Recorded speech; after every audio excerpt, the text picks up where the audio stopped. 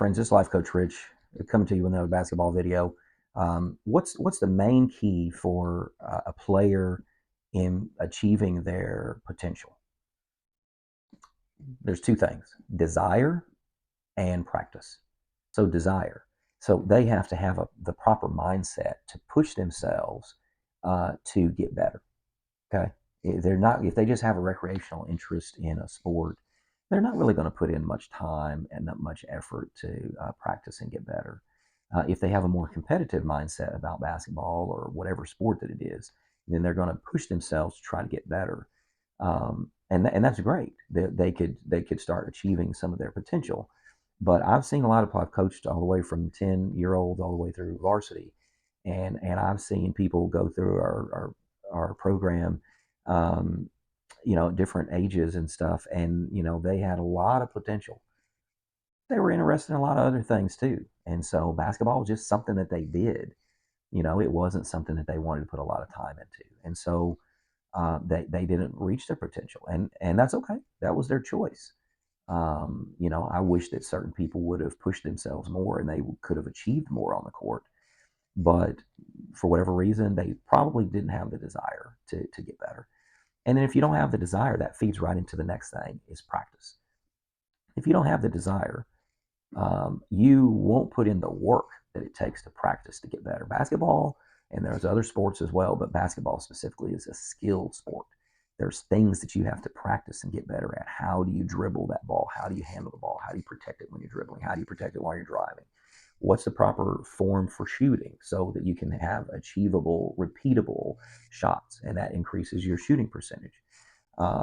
There's lots of things to practice in basketball. So if you don't have the desire, you're not going to practice. So if you have the desire, the main keys are having the desire to push yourself and challenge yourself and to move forward, because you have goals. I want to be scoring 20 points a game. I want to make sure that I start. I want to make sure that I start, and I only get subbed out just for a quick breather, and I got to go right back in because I want to be one of the most valuable ones on this team, that to the contribution to contribute to our success. I really want to emphasize practicing on your own outside of your structured practice time with the coach. Really practice on your own. That's the key. If you don't have the desire, you won't be practicing on your own. You just go, yeah, whatever, I'll just practice again whenever I come to practice, the structured practice. No, the players really have to emphasize practicing on their own, to work on their own game, because they have to put in the time and the work and the sweat that it takes to dribble that ball, to shoot, to do multiple shots at one spot before you make a certain amount of makes at one spot before you move to the next one.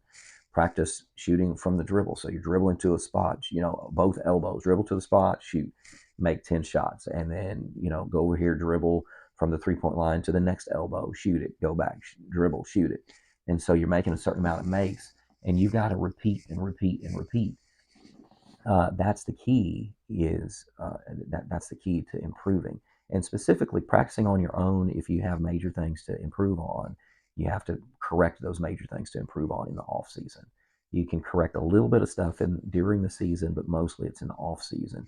The practicing in the off season, and then correcting major things that you need to improve on in the off season. That's when you really start to see the people that are consistently working in the off season to correct those things. You have a lot longer, many more months during the off season than you do during the season. So all of those months, you have to be pushing yourself to get better and desiring to get better, and really putting in the work to get better. And you will separate yourself from those people. You'll start to really separate yourself from the people that aren't putting in the time and the work. It'll show. The coach will know who practiced in the off season and who didn't. It'll be quite apparent. And so you want more. Everybody wants more playing time, right? Well, how do you earn more playing time? You've got to be the most consistent and smartest with the ball the most consistent times. So the people that do the smartest things with the ball the most consistently are the ones that are going to get the most playing time. That's who the coach is going to call on. So you've got to continue to work, and you gain the confidence of what you can do during the game and on the court from all of the practice that you've put in, and the practice and on practicing on your own, not the structured practices, the practicing on your own. and continuing to get better that way, and playing in different pickup games, playing against different people, that are better than you, challenging yourself in that way. Those are the two main things that's going to separate you from other people that just think about getting better. You will actually get better. So, what can you do this week to start getting better while other people are just sitting there eating cheese puffs on the couch, thinking about getting better? Put down the cheese puffs, they're not healthy anyway, and go and practice and make yourself better. So, we need to keep improving together. Hopefully, that was helpful. This is Life Coach Rich. Thanks for watching. We'll see you next time.